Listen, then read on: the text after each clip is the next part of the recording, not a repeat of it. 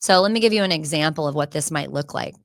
Let's say a toddler is crying and they reach for comfort from the caregiver, but then the parent responds with anger or withdrawal or worse, smacks them. The child then learns, like, my feelings are dangerous. I don't know what to expect. And over time, this creates this fractured sense of self and others. Trust is very difficult to manage or understand. And so we talked about the fact that EMDR therapy can help to address the early attachment wounds, and other somatic therapies like sensory motor or somatic experiencing, especially when combined with EMDR therapy, are really the gold standard for helping us to reprocess those early experiences, which can allow adults to build safety and coherence in their relationships. But without a lot of work, this attachment style doesn't resolve on its own. It's a very hard attachment style to overcome, because of what we talked about. Just the levels of trust are just not there in the nervous system, and it's just so much to tolerate for a person who deals with this. And just so you know, if they are aware of it, they know it and they feel a lot of shame about it. They don't want to be this way, but they don't know how to trust, and they don't know how to be in their bodies with a more consistent reliance on the fact that others could potentially show up for them.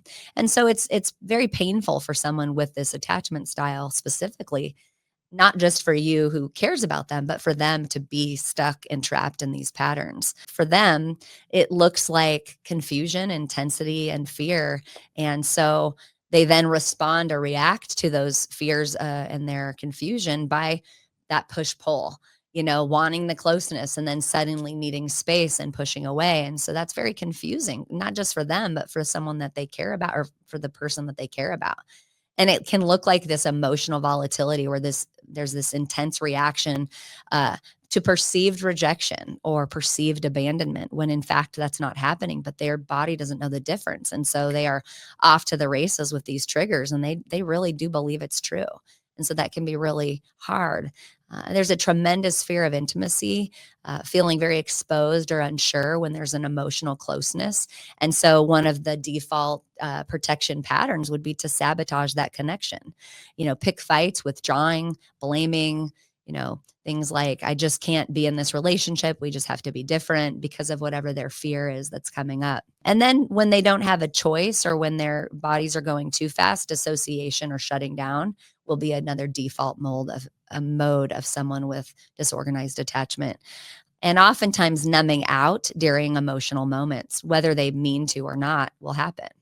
So, for example, someone with a disorganized attachment might feel deeply vulnerable in a moment, like sharing a fear, but then suddenly feeling exposed and unsafe, and then withdrawing and saying, never mind, I'm good. And then it looks like cold, it looks like distant, or even worse, sometimes they might start a conflict to create distance, because if the conflict happens, the person is kind of taken by surprise, and then all of a sudden they'll move away as well, the person that was in the moment. And so it subconsciously creates distance because the connection is too scary. Another example that might show up for someone in a disorganized attachment strategy would be like, during an argument, they might kind of swing from pleading for that reassurance and needing it, and then all of a sudden lashing out in anger, and it seems out of nowhere.